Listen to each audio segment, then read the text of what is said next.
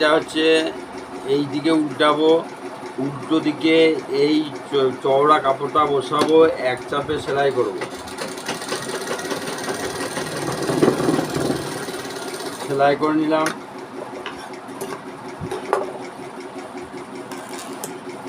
এই কাপড়টা একটু কিছুটা মুড়ে যে সেলাইটি হলো সেটা ঢাকা দিয়ে দিলাম।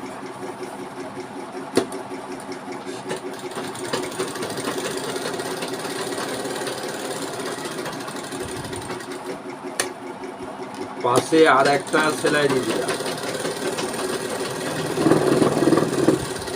এইটা হয়ে গেল আমাদের হুকের ঘরপটির কাপড়।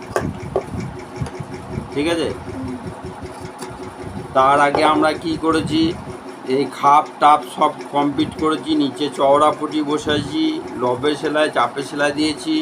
হ্যাঁ, প্রথমে এইটা জয়েন করেছিলাম, তারপর এইখানে টেকিং দিয়েছিলাম, তারপর খাপের সাথে বগলটা সেটিং করেছিলাম, করার পর আমরা ঘরপটি বানিয়ে নিলাম। স্টপ।